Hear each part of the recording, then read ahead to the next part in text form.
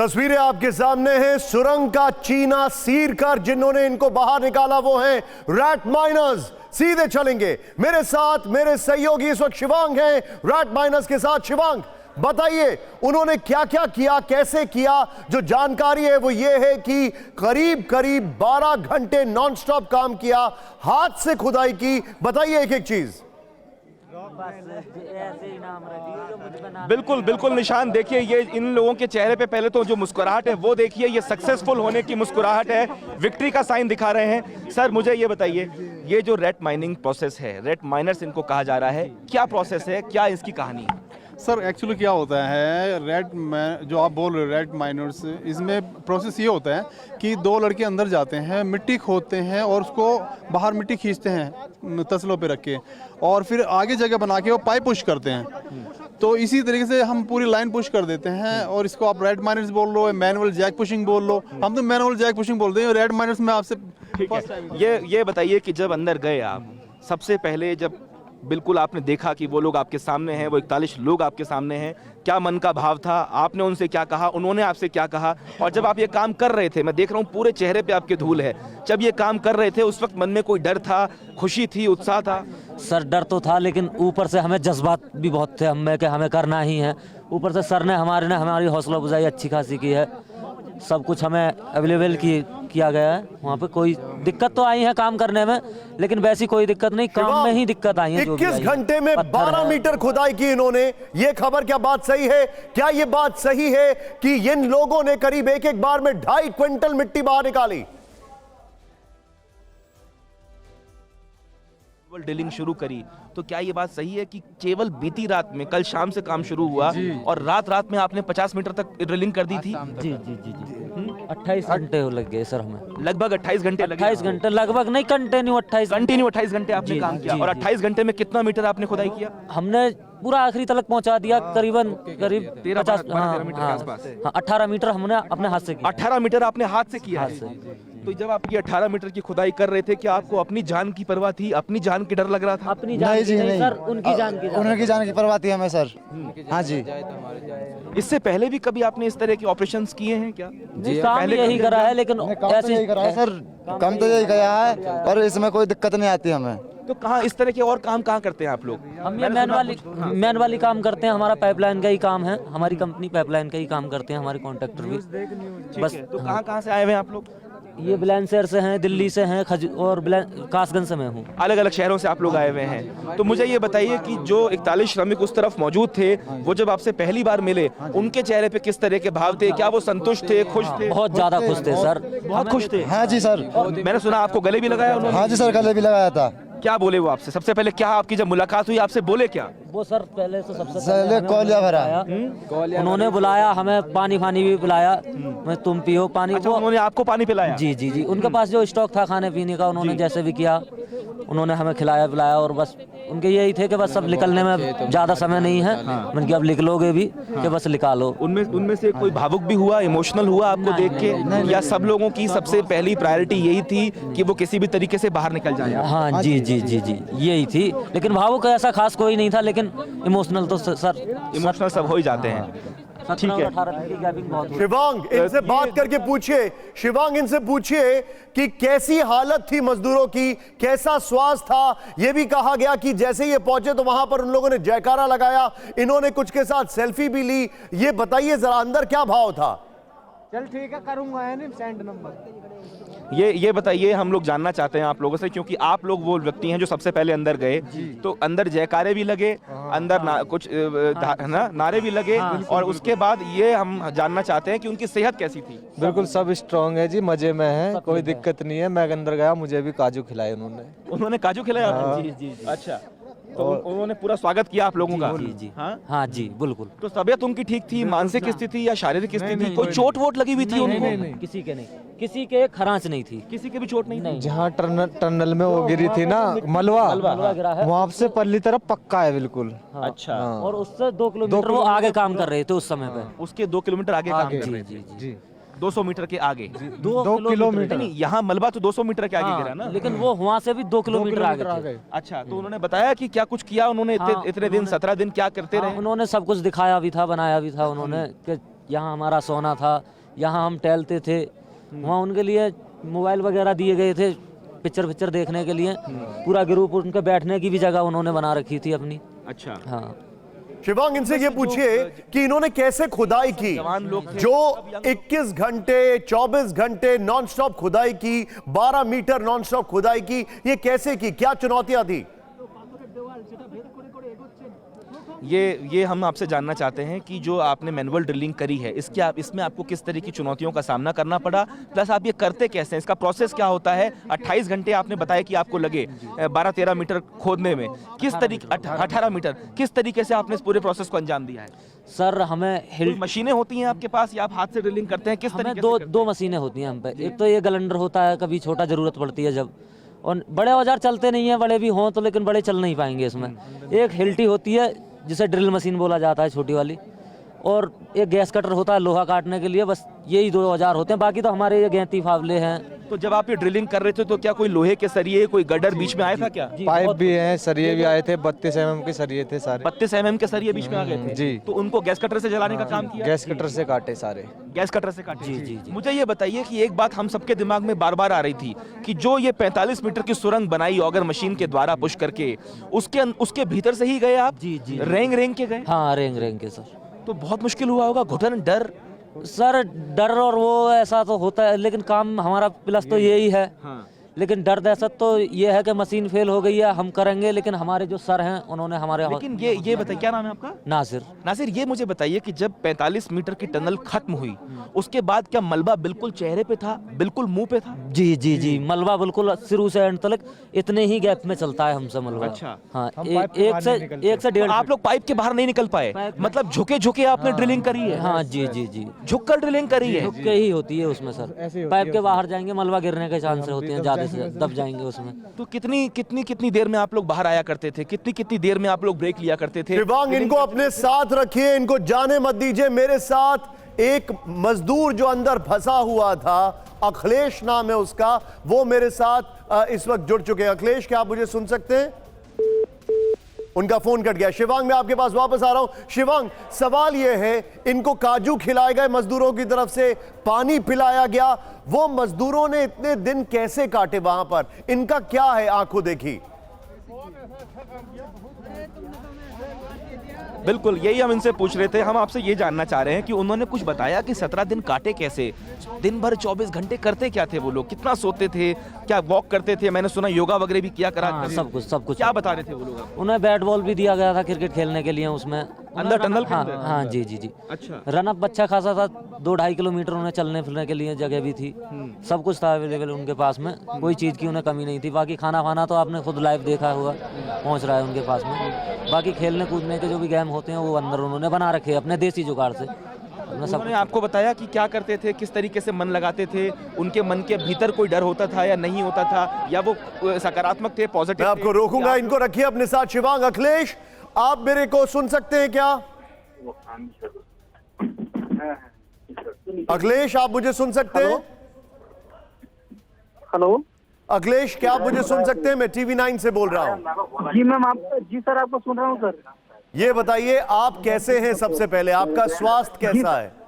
कोई दिक्कत नहीं है सर। अच्छा, आप मुझे ये बताइए, क्या आपको लग रहा था कि आप लोग इस तरीके से बाहर आएंगे? क्या मन में विचार आ रहे थे, बताइए मुझे।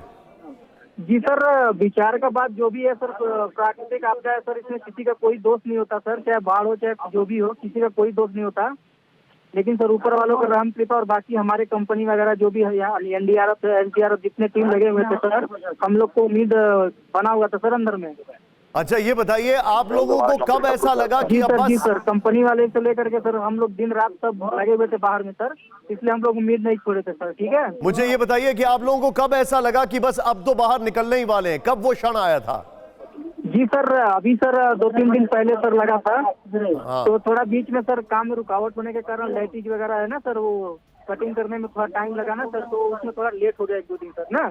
हाँ। बाकी हम लोग को खाने पीने का मिल रहा था, तो बिल्कुल हम लोग को कोई प्रॉब्लम नहीं हुआ सर। अच्छा, ये बताइए, अंदर जाको राकेट चाहिए मार सके ना कोई सर। ये बिल्कुल सही बात है। अंदर कैसे आप लोगों ने एक दूसरे के साथ चीजों को किया, कैसे आपने एक दूसरे का उत्साह बढ़ाया, कैसे आपने प्रोत्साहन किया, कैसे किया ये सब? जी सर, आपका शुभ नाम जान सकते हैं सर? मेरा नाम है निशांत चतुर्वेदी। मैं टीवी9 भारतवर्ष से लाइव आपके साथ जुड़ा हुआ हूँ। जी सर, आप बोल कहाँ से रहे हैं सर? मैं टीवी9 भारतवर्ष से लाइव आपके साथ जुड़ा हुआ हूँ। जी सर, मैं थोड़ा सा फोन काटना पड़ेगा सर, क्योंकि हम डॉक्टर का फॉर्मेलिटी पूरा कर कोई बात नहीं, आप डॉक्टर की फॉर्मेलिटी पूरा कर लीजिए। ये जितने भी मजदूर हैं इन सभी को अस्पताल में लेके गए हैं। चिनियाली सौड़ अस्पताल जो कि 30 से 35 किलोमीटर है, पूरा ग्रीन कॉरिडोर बना दिया गया था। Shivang, back to you. अब सवाल यह है कि इन सभी लोगों ने कैसे वो 17 दिन काटे, हम थोड़ा सा सुन पाए थे, बाकी कहानी क्या है बताइए। निशांत, मैं फिर से आपको उनके पास लेके चलूंगा, वो ठीक मेरे पीछे खड़े हुए हैं, लेकिन ताज़ा तस्वीरें आपको दिखा दूं। जो एम्बुलेंसेस का आखिरी काफिला है, अब वो यहाँ से निकलने को तैयार है। शांत हो जाओ भाई। मैं करता हूँ, प्रणाम करता हूँ कि उनकी कृपा से ये आज एक बहुत चुनौतीपूर्ण काम, जिसमें हमारे श्रमिक भाई 16 लगातार अंदर संघर्ष कर रहे थे और पूरा देश उनके लिए बाहर संघर्ष कर रहा था। इस पूरे अभियान में लगे हुए सभी कर्मचारियों को, सभी कार्मिकों को, सभी विशेषज्ञों को, सभी हमारे वैज्ञानिकों को, सभी भारत सरकार की संस्थाओं को और एक एक व्यक्ति, हमारा एक एक व्यक्ति जो मीडिया से भी थे, उन समेत मैं सबका धन्यवाद करता हूं कि इस बहुत ही कठिन और चुनौतीपूर्ण काम को सभी लोगों ने अपना सहयोग प्रदान किया।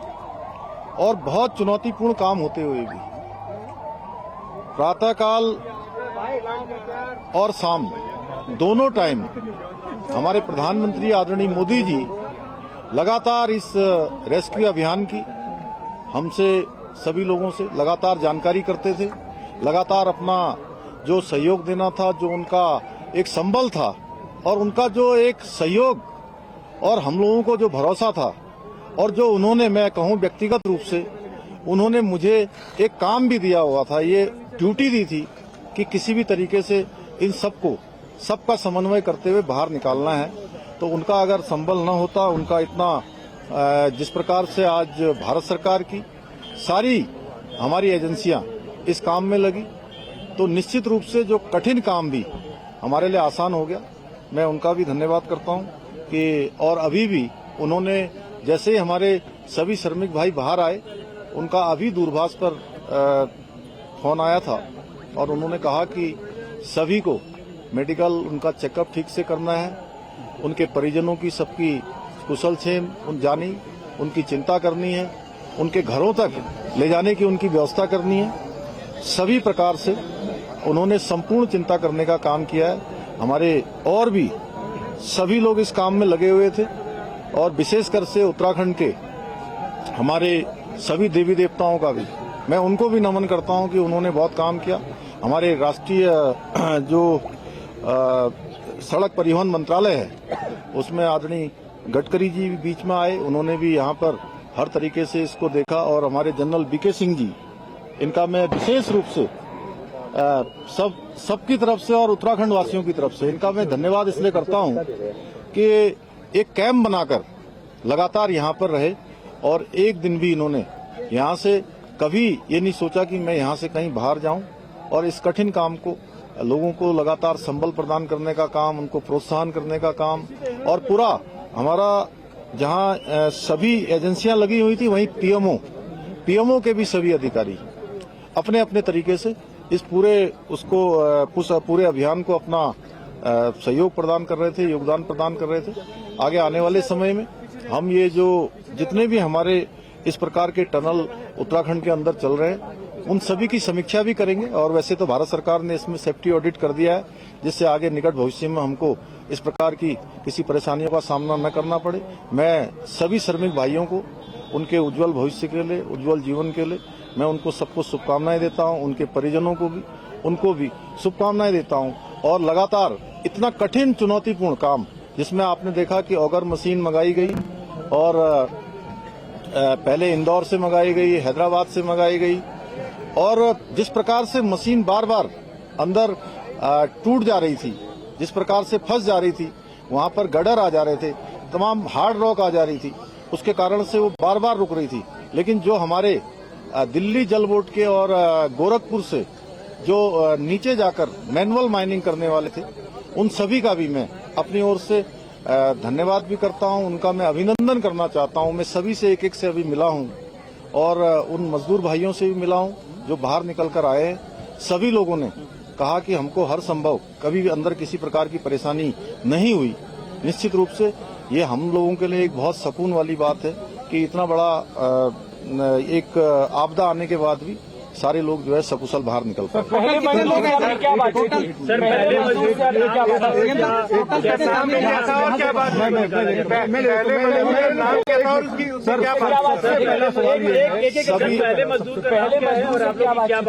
सभी देखिए अलग अलग थे, जैसे कि अंदर विशेष रूप से जो हमारी शुरू से बात हो रही थी उसमें सबा अहमद, गब्बर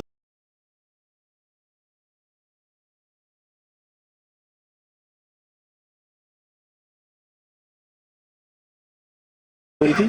उसके बाद आने वाले सभी लोगों से लगातार बात हुई है। सभी पूरे देश भर के जितने भी मजदूर भाई उसके अंदर थे, सभी ने स्वयं ही आकर, चूंकि उनके लिए बहुत ही भावुक क्षण था, लेकिन उसके बावजूद भी उन्होंने कहा कि हमको किसी परेशानी का कोई सामना नहीं। लोगों को अंदर किसी प्रकार की कुछ चिंता तो नहीं हो रही थी। उन्होंने कहा नहीं, शुरू के दिनों में जरूर हमको चिंता हुई, लेकिन उसके बाद से जब आपसे बात हो गई, अन्य सभी लोगों से लगातार कम्युनिकेशन होने लगा, तो हमको पूरा भरोसा हो गया था कि आप लोग हमारी चिंता कर रहे हैं और हम अंदर नहीं रहेंगे, हम बाहर निकलेंगे। एक मिनट सर, सवाल ये है कि क्या अब जो रेस्क्यू करने गए हैं, नहीं, वो अच्छा प्रश्न पूछा, मैं बता रहा हूँ। एक मिनट इन्होंने जो पूछा मैं बताता हूँ। देखिए ऐसा है, नहीं, अरे पहले एक मिनट, अरे इन्होंने जो पूछा मैं बता रहा हूँ। देखिए ऐसा है, ये सब लोगों ने बैठ के तय किया था कि जो सबसे छोटे होंगे उनको सबसे पहले निकाला जाएगा, और जो टीम लीडर हैं वो 5 लोग वो सबसे अंत में निकले हैं। तो ये सबसे क्रूशियल मोमेंट कौन सा था? हाँ, एज में और जो भी क्राइटेरिया बनाया गया था। सर सबको निकाल लिया गया है, सबको निकाल नहीं, जिस दिन देखिए ये 16 तारीख को जिस दिन ये अभियान तेजी से चल रहा था और लगभग 24 मीटर के आसपास पहुंच गया था, अचानक वाइब्रेशन तेज होने लगा और मशीन भी अंदर जाकर फंस गई। वो मोमेंट बहुत ही कठिन था, और चूंकि उस दिन मैं एक कार्यक्रम के बाद मैं जैसे ही भोजन करने को जाने वाला था 3-3:30 बजे, और मुझे जैसे सूचना मिली तो वो मुझे एकदम से बहुत बड़ा मुझे एक झटका जैसा लगा। लेकिन मेरा ईश्वर पर और बाबा बौखनाथ पर पूरा भरोसा था कि वो निश्चित रूप से सबका जीवन बचाएंगे, सबको सुरक्षित बाहर निकालेंगे और उनका आशीर्वाद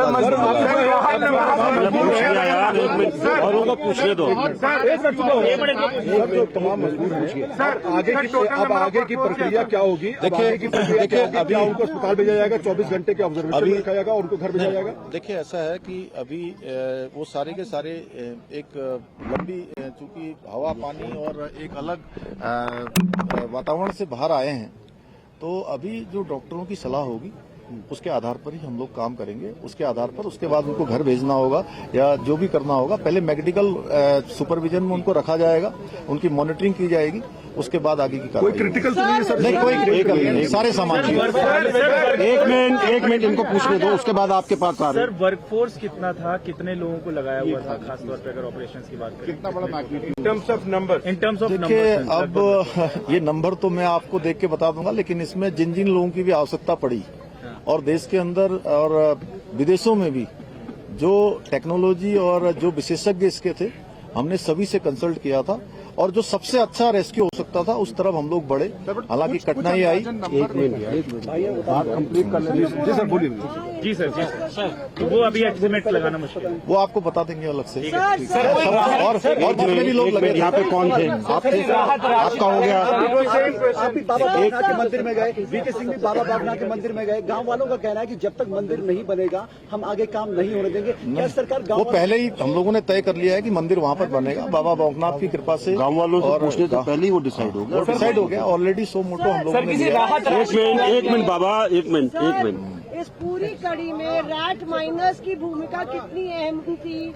वो अंतिम पड़ाव में आए और पूरा ये आपने शायद मैंने जो सबसे पहले बीच में बोला था, आपने शायद उसको ध्यान नहीं दिया। वो उनकी बहुत बड़ी भूमिका थी। दिल्ली जल बोर्ड से भी आए थे, गोरखपुर से भी आए हुए थे। उन लोगों ने मैनुअली जाकर जो काम किया वो बहुत निर्णायक इस पूरे अभियान को निर्णय तक पहुंचाने का काम उन्होंने भी किया है। सर, मजदूरों के लिए किसी राहत राशि का ऐलान किया गया, कोई समर्थन राशि उनके लिए? नहीं, सभी सर, समर्थन राशि, राहत राशि। प्रधानमंत्री जी ने ट्वीट किया है, फर्स्ट डे से लास्ट दिन तक वो चुनावी व्यवस्था के बावजूद इस पर मॉनिटरिंग करते रहे। उनकी संवेदनाएं पूरे देश ने देखी है, क्या कहेंगे? मैंने आपको शुरुआत में ही कहा था कि माननीय प्रधानमंत्री जी का अगर इतना विशेष इस पर अभियान पर ध्यान नहीं होता, विशेष उनका जोर नहीं होता, तो इतना कठिन चुनौतीपूर्ण अभियान इस तरीके से पूर्ण करना आसान नहीं होता। और उन्होंने और अभी भी उनका कितना ध्यान है कि प्रातःकाल जब वो चुनाव अभियान में निकलते होंगे, प्रत्येक दिन जानकारी लेते थे और किस प्रकार से रेस्क्यू अभियान को चलाना है उस प्रकार से करते थे। एक तरह से मैं उत्तराखंड का मुख्य सेवक हूँ, मुझे उन्होंने एक काम दिया हुआ था कि किसी भी तरीके से इस काम को सफलता की ओर ले जाना है। कोई और है? सर, आपने कब ठाना कि मुझे यहाँ कैंप करना पड़ेगा और आपने लगातार कैंप किया? नहीं, मैं दीपावली के अगले दिन यहाँ आया था और उस दिन के बाद फिर मैं लगातार यहाँ आता रहा बीच में। और एक समय ऐसा आया कि अभियान हमारा बहुत तेजी से आगे बढ़ रहा था, फिर बीच में रुका। जब बीच में अभियान रुका तो उसके बाद मैंने तय किया कि जब तक ये अभियान पूरा नहीं होगा मैं सारा कामकाज यहीं पर रुककर करूंगा, कामकाज भी करूंगा और इस अभियान को भी पूरी तरह से देखूंगा। एक मिनट नहीं, राहत राशि के लिए देखिए, राहत राशि के लिए हमने अभी सभी श्रमिक भाइयों के लिए अपने उत्तराखंड राज्य की तरफ से 1-1 लाख रुपए की जो है व्यवस्था की है। 1-1 लाख रुपए की जो है कल हम उनको सभी को चेक सौंपेंगे और भी जो सहायता होगी वो करेंगे। और NHI DCL जिसमें वो सभी लोग काम करते हैं उनसे भी हम अनुरोध करेंगे कि उस हमारे इन श्रमिक भाइयों को जो 41 हैं उनको जो है कुछ दिनों के लिए 15 दिन, 20 दिन या 1 महीने के लिए सवेतन उनको जो है उनके घर जाने के लिए और रहने की जो है अनुमति दे दें। धन्यवाद सर। कितने घंटे की एक मिनट इनको पूछ लेने दे भाई। Sir, may be in terms of the cost जो भी लगी या वर्कर, और दूसरा क्या एयरलिफ्ट करने की बात आ रही है, नॉट फॉर मेडिकल बट घर जाने के लिए? अभी देखिए, सबसे पहले अभी सभी लोग बिल्कुल जो भी अभी चेकअप हुआ है आने के बाद उनका ब्लड प्रेशर चेक हुआ है, अन्य जो भी जरूरी जो शुरुआती जो लक्षण होते हैं वो किसी प्रकार के किसी भी कमजोरी के या किसी थकावट के, किसी बुखार के कोई भी लक्षण उनके अंदर नहीं है। सारे के सारे स्वस्थ हैं। और इतना बताऊं कि जब उनके लिए अंदर स्ट्रेचर की व्यवस्था की थी कि वो स्ट्रेचर से आए, उसमें स्ट्रेचर पे नहीं आए, सारे लोग क्रॉलिंग करके आए हैं। तो वो सब स्वस्थ हैं और अच्छे तरीके से थे। इसलिए पहला सवाल जो मेरा था, हाँ, एक मुझे हम लोग को मैग्नीट्यूड समझा दीजिए, कितना बड़ा ऑपरेशन था, may be in terms of कितना कॉस्ट आया या फिर इन टर्म्स ऑफ कितना वर्क? अब देखिए, अभी तो पहले कॉस्ट को देखते कि हम लोग पहले उनके जीवन को सुरक्षित बचाते या उनको बाहर निकालते। हमारी पहली प्राथमिकता थी कि कॉस्ट कितनी भी लगे। हमारे प्रधानमंत्री जी ने कहा था कि किसी भी कीमत पर सबको सुरक्षित बाहर निकालना, ये हमारी प्राथमिकता थी। धन्यवाद। इस मिशन में जुड़े थे भास्कर कुलबे, प्रधानमंत्री के पूर्व सलाहकार। आइए देखते हैं उन्होंने क्या कहा। আমি তাদের মুখে হাসি, তাদের মুখে খুশি দেখেই নিজে খুব আলাদা। ধন্যবাদ আপনাকে। प्रधानमंत्री के पूर्व सलाहकार भास्कर खुलवे साहब हमारे साथ हैं। भास्कर साहब, बहुत बहुत मुबारक आपको, आपके नेतृत्व में, बहुत बधाई हो में ये काम पूरा हुआ है। क्या कहना चाहेंगे? लगातार आप यहाँ डटे रहे, हम आपसे बात भी करते रहे, हर बार आप ब्रीफ हमें करते थे, लेकिन चेहरे की मुस्कान आपकी बता रही है कि आप खुश हैं। बिल्कुल खुश हैं। और कई कबार ऐसा होता है कि आप अपनी खुशी शब्दों में बयान नहीं कर सकते हैं। मैं सिर्फ इतना ही कहना चाहूँगा, सब ने मिलकर के हमें जो सहयोग दिया है ये पूरे भारत की जीत है। और उन 41 लोगों के लिए मैं सलाम करता हूँ, क्योंकि उनकी जो आस्था थी हम सब पर, उन सबका जो जोश था, उन सबका जो मनोबल था, उसी को शायद हम प्रतिफलित कर पाए हैं कि उनको सुरक्षित आपके सामने ले आए हैं। आपको बहुत बहुत मुबारक। लेकिन मुझे बताइए कि क्या आपके लिए आपके जीवन का ये एक अहम और भावुक पल है? बहुत भावुक पल है। आप देख सकते हैं, आपका कैमरा भी वो बोल रहा होगा। मुझे बताइए कि जब ये 41 श्रमिक बाहर आए और पहली बार उनसे आप मिले, उन्होंने आपसे क्या कहा, क्या उनके मन में चल रहा था? वो स्वस्थ थे? उनकी शारीरिक स्थिति कैसी थी? बिल्कुल स्वस्थ, किसी ने और कोई शब्द नहीं कहा, सिर्फ ऊपर की तरफ देखने के अलावा कि भगवान का शुक्रिया अदा कर रहे हैं। हर एक के चेहरे पर खुशी, हर एक के चेहरे पर हंसी और वो उतावलापन कि मैं कितनी जल्दी जा कर के अपने परिजनों से मिल सकूं। उनको बैठाने की कोशिश की जा रही थी, उनको मेडिकल अटेंशन देने की कोशिश की जा रही थी, वो सब उनके लिए गौण था। आखिरी सवाल मेरा आपसे, इस चट्टान ने, इस पहाड़ ने आपको जीवन का क्या लेसन दिया? कि पहाड़ को कभी छोटा नहीं समझना चाहिए। बहुत बहुत शुक्रिया और बहुत बहुत मुबारकबाद। भास्कर खुलवे साहब हमारे साथ बात कर रहे थे, प्रधानमंत्री नरेंद्र मोदी के पूर्व सलाहकार। वो सीधे तौर पे कह रहे हैं कि उनके लिए बहुत भावुक पल है और निश्चित तौर पे ही भावुक पल उन परिजनों के लिए भी जिनके बच्चे 17 दिनों के बाद इस अंधेरी टनल से निकलकर बाहर आ पाए। आज टनल के बाहर जब हर कोई अपना 100% दे रहा था, तो साथ में कामना और चर्चा बाबा बौखनाग के आशीर्वाद की भी हो रही थी। इस सिलक्यारा टनल के बाहर दिखी महादेव की आकृति की हो रही थी, जो पानी के स्रोत से बनी महादेव की आकृति जैसी थी। अब कहा जा रहा है कि आस्था और विज्ञान ने इस चमत्कार को कर दिखाया।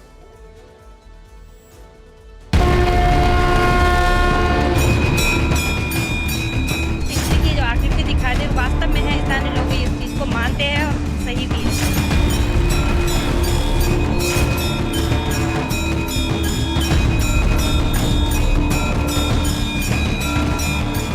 17 दिन की लंबी तपस्या, देव पर भरोसा, आस्था की राह और विज्ञान का सहारा, इन सब को अगर मिलाकर देखें तो इसे अद्भुत चमत्कार नहीं तो और क्या कहेंगे, क्योंकि इसी से सिलक्यारा सुरंग में फंसे 41 मजदूरों तक पहुंचने की राह बनी। उत्तर काशी की सुरंग में कैद 41 जिंदगियों को जल्द बाहर निकालने के लिए हर प्रयास किया गया। तकनीक के साथ ही आस्था का भी सहारा लिया गया, क्योंकि यहाँ लोगों को विज्ञान पर पूरा भरोसा है और अपने इष्ट पर भी। तभी तो कहा जाने लगा कि टनल के बाहर जब हर कोई अपना संपूर्ण दे रहा था, तो साथ में कामना बाबा भोलेनाथ के आशीर्वाद की भी हुई। इसी बीच सुरंग के मुहाने पर बाबा बौखनाग के अस्थायी मंदिर के पीछे पानी का रिसाव हुआ। पानी के रिसाव से बनी आकृति भगवान भोलेनाथ की आकृति जैसी दिखने लगी। आप भी सिलक्यारा सुरंग के बाहर दिखी महादेव की आकृति को देख रहे हैं, जो पानी के स्रोत से बनी महादेव की आकृति जैसी ही है। स्थानीय लोगों ने भी माना कि टनल पर पानी से जो आकृति बनी वो भगवान शिव की आकृति जैसी ही उन्हें भी दिखी। कहा गया कि अब भोलेनाथ का आशीर्वाद मिल गया है। की जो आकृति दिखाई दे वास्तव में है, स्थानीय लोग इस चीज को मानते हैं और सही भी है। सुबह शाम उनकी सलामती और ऑपरेशन सिलक्यारा के सफल होने की कामना की है। इसमें अर्नोल्ड डिक्स भी शामिल हैं, जिनकी आस्था भोलेनाथ में दिखी। तस्वीरों में आप देख सकते हैं कि अर्नोल्ड डिक्स बाबा बौखनाग के अस्थायी मंदिर के बाहर बैठे हैं, पुजारी के साथ मंत्रोच्चार कर रहे हैं और स्वयं शिव की आराधना कर रहे हैं। कहा गया कि अर्नोल्ड डिक्स ने मजदूरों की सुरक्षा के लिए ही शिव की ये पूजा की। आप जानकर हैरान होंगे, वो एक इंटरनेशनल सुरंग विशेषज्ञ हैं। उनका वास्ता विज्ञान से है, विदेशी नागरिक हैं, फिर भी बाबा बौखनाथ से मिशन की सफलता की कामना कर रहे हैं और आशीर्वाद ले रहे हैं। कहा यह भी जा रहा है कि गंगा घाटी के भंडारसियों पट्टी, दशक पट्टी, बिष्ट पट्टी और यमुना घाटी के मुगर संती बड़कोट पट्टी के आराध्य देव बाबा बौखनाथ हैं, जो शिव शंभू ही हैं। टनल के ऊपरी हिस्से पर भी बाबा बौखनाग का मंदिर है। हादसा होने के बाद सुरंग के प्रवेश द्वार पर भी उनका मंदिर स्थापित किया गया। बचाव अभियान के हर कठिन दौर के शुरू होने से पहले उनकी पूजा अर्चना की गई। सीएम धामी ने भी खुद यहां पहुंचकर बौखनाग देवता से श्रमिकों की कुशलता के लिए प्रार्थना की।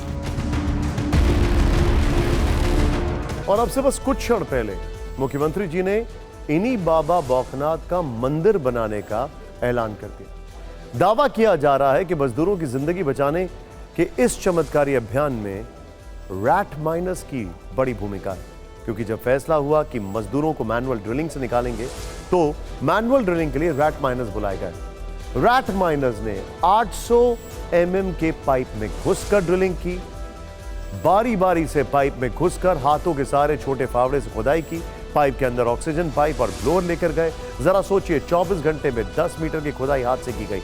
एक आंकड़ा यह भी कहता है कि 12 मीटर में 12 मीटर खुदाई उन्होंने करीब 21 घंटे में की, यह भी एक आंकड़ा कहता है। अब आप सोच रहे होंगे कि रैट माइनिंग है क्या? दरअसल चूहों की तरह जमीन के अंदर छोटे छेद में घुसकर खुदाई करना ही रैट माइनिंग है। इसमें धीरे धीरे छोटी ड्रिलिंग मशीन से खुदाई की जाती है। कई बार मलबे को फावड़े और हाथ से बाहर निकाला जाता है। आमतौर पर कोयले की माइनिंग में इसका ज्यादा इस्तेमाल होता है। रैट होल माइनिंग को बेहद खतरनाक माना जाता है और कहा यह जा रहा है कि इन लोगों ने करीब 2.5 क्विंटल मिट्टी एक बार में निकाली है, ऐसा कहा जा रहा है। उत्तरकाशी के टनल में रेस्क्यू ऑपरेशन की कामयाबी में रैट माइनर्स की अहम भूमिका है। खुद मुख्यमंत्री ने इनकी तारीफ की। मौके पर मौजूद TV9 के संवाददाता ने उनसे एक्सक्लूसिव बातचीत की। बिल्कुल सुमेरा, मैं सीधे इनसे बात करता हूं। ये वो लोग हैं जिनकी मैनुअल ड्रिलिंग की चर्चाएं हम बार बार कर रहे हैं। क्या है मैनुअल ड्रिलिंग, क्या कुछ किया आपने, और आपको रैट माइनर्स कहा जा रहा है। कम ऑक्सीजन में आप लोग काम करते हैं, बेहद खराब हालत में आप लोग काम करते हैं। कुछ बताएं अपने काम के बारे में। हमारे काम के बारे में क्या है जी, हम बहुत जगह काम कर चुके हैं। ये काम हमारे लिए ये समझ लो बहुत कठिन भी है और कुछ भी नहीं है। ये तो हम ये समझ के आए हमारे लिए कुछ भी नहीं था, इसलिए इसमें घुस गए। अगर इसको कठिन समझते ना तो नहीं आते यहाँ पर। मैं आपको देख रहा हूँ, आपके जगह जगह धूल है, चेहरे पे, बालों के अंदर, कपड़ों के ऊपर काफी धूल है। मुझे बताइए, आपने मुझे बताया कि जब आप अंदर गए और सबसे पहले आप लोग उनसे मिले, जब उन्होंने आपको देखा उनके चेहरे के हाव भाव कैसे थे, क्या कुछ उन्होंने खुश हो गए? वो एकदम हल्ला मचाने लगे, हमें देख कर बहुत खुश हो गए। गले लग रहे थे हमको, उठा रहे थे हमको। ठीक है, तो वो आप लोगों के लिए कैसा पल था? क्योंकि आप लोगों को भी कई घंटों बाद सक्सेस मिली। आप लोगों को आपके हृदय में किस तरह की भावना थी? हम अपना सारा काम भूल गए थे, जितनी हमने मेहनत करी सब भूल चुके थे। उनको देखने के बाद जितने वो खुश थे ना, उनसे ज्यादा हम खुश हो गए थे। ठीक है, उनकी तबीयत कैसे थी भैया, ये बताइए। उनकी तबीयत कैसी? तबीयत बढ़िया थी सर उनकी। हाँ जी, एकदम फिट। ठीक है, हाँ। उनके लिए खाना पीना वहाँ पर स्टॉक भी रखा हुआ था। बिल्कुल। आज आपको यह भी जानना चाहिए कि इस ऑपरेशन की सफलता के लिए क्या क्या प्लान बने और मैनुअल ड्रिलिंग से पहले क्या परेशानियां आई।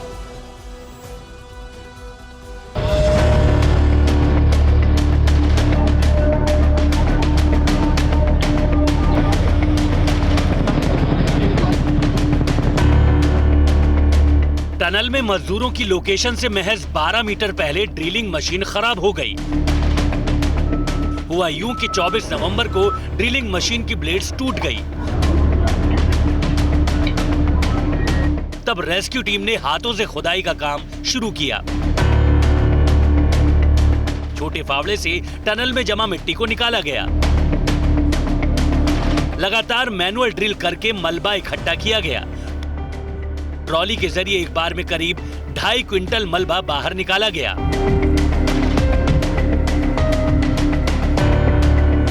लेकिन इस मिशन को सफल बनाने के लिए 1 2 नहीं बल्कि 6 प्लान बनाए गए।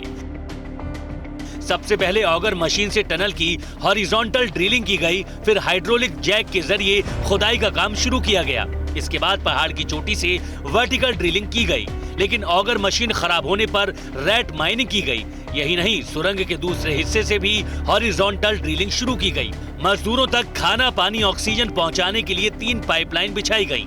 स्पेशल सेंसर से वाइब्रेशन पर नजर रखी गई और आर्टिफिशियल इंटेलिजेंस रोबोटिक्स की मदद से मजदूरों की निगरानी की गई।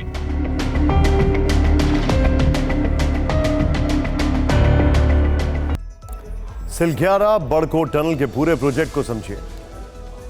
अब जरा ध्यान से देखिए, इसकी पूरे सुरंग को हम आपको दिखाने की कोशिश करते हैं। सुरंग को देखिए, पूरी सुरंग जो है, पूरी सुरंग 4.5 किलोमीटर की है। ये सिलग्यारा गांव की तरफ का एंट्री गेट, जहां से ये पूरा रेस्क्यू किया गया। ये वो जगह है जहां मलबा गिरा, ये वो जगह है जहां सुरंग के ऊपर वर्टिकली खुदाई चल रही थी, ये वो जगह है जहां मजदूर फंसे हुए थे। इस पहाड़ी की ऊंचाई करीब 2280 मीटर के आसपास है। ये 477 मीटर का को वो अधूरा हिस्सा है जहां सुरंग बननी बाकी है। ये वो हिस्सा है जहां सुरंग बनकर तैयार है। और ये दूसरी तरफ का एंट्री गेट है जो बड़कोट गांव में निकलता है। बैटल ऑफ सिलक्यारा, अब इसका अंगगणित आप समझिए, क्या क्या फैक्टर्स हैं, क्या क्या आंकड़े हैं, क्या क्या चीजें हमारे सामने आ रही हैं, वो आपको जानना बहुत जरूरी है। देखिए क्या है, करीब करीब 423 घंटे लगे इनको बाहर आने में। अब जरा जो फैक्ट्स है वो आपको दिखाते हैं। ये देखिए, ये आए हैं करीब 38 घंटे 21 मिनट में बाहर। 41 मजदूर बाहर आए, 17 दिन फंसे रहे। सॉरी, 38 मिनट 21 सेकंड का टोटल ऑपरेशन था वो, 17 दिन फंसे रहे। फिर 7 रेस्क्यू ऑपरेशन में एजेंसियां लगाई गई, 6 पॉइंट रेस्क्यू प्लान था, 57 मीटर में मलबा था, 45 मीटर मलबे को मशीन से हटाया गया, 12 मीटर मलबे को हाथ से हटाया गया। सोचिए जरा, 853 करोड़ रुपए सुरंग पर खर्च है। इस सब के बीच में बड़ी खबर है, सड़क परिवहन मंत्री नितिन गडकरी ने मजदूरों के निकलने पर खुशी जताई। क्या नितिन गडकरी ने कहा, सभी एजेंसियों ने मिलकर अच्छा काम किया।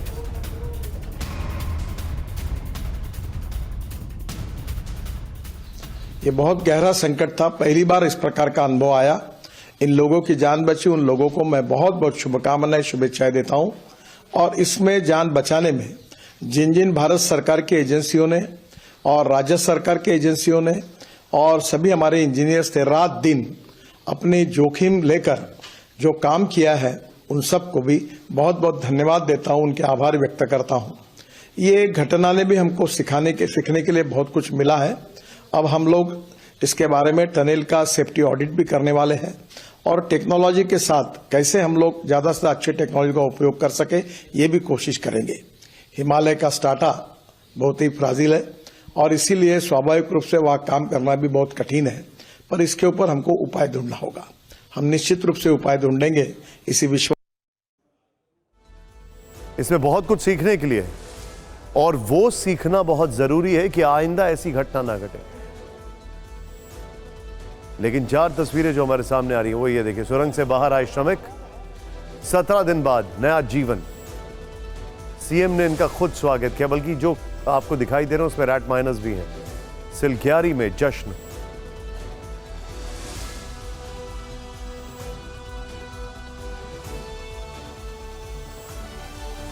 ये तस्वीरें आपके सामने आ रही है, इसमें सबसे गौर करने वाली बात यह है कि किस तरीके से इस ऑपरेशन को मैनुअली जो माइनर्स हैं, रैट माइनर्स जिसे कहा जाता है, उन्होंने इसको एग्जीक्यूट किया और एंड में जाकर ये सबसे पहले अंदर घुसते हैं।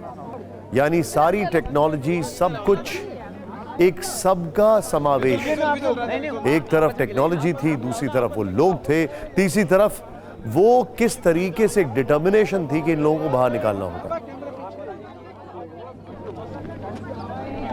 आगे मत लेके जाओ ना।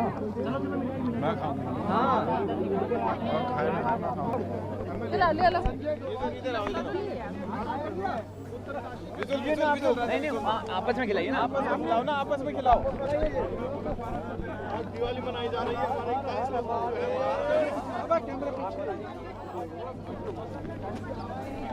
आगे मत लेके जाओ ना।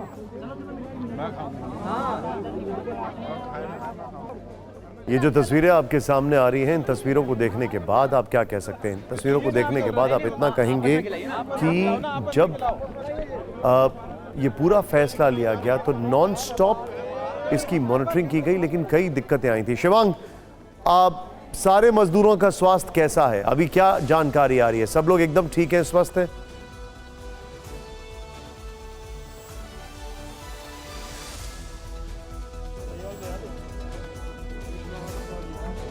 शिवांग, क्या मुझे सुन सकते हैं? ईशान, अपना सवाल दोहराएं। जानना चाहूंगा सभी मजदूरों का स्वास्थ्य कैसा है, क्या जानकारी है? देखिए, जो ताज़ा जानकारी हमारे पास है, जैसे डीजी इंफॉर्मेशन ने सीधे तौर पे कहा है कि 41 रूप से उन्हें किसी प्रकार की कोई चोट नहीं लगी है और वो बहुत उत्साहित भी थे जब उनको टनल से बाहर निकाला गया। लेकिन फिर भी उन तमाम लोगों को अस्पताल भेज दिया गया है। जितनी 41 एम्बुलेंसेज यहाँ पे बुलाई गई थी वो सारी एम्बुलेंसेज यहाँ से जा चुकी हैं।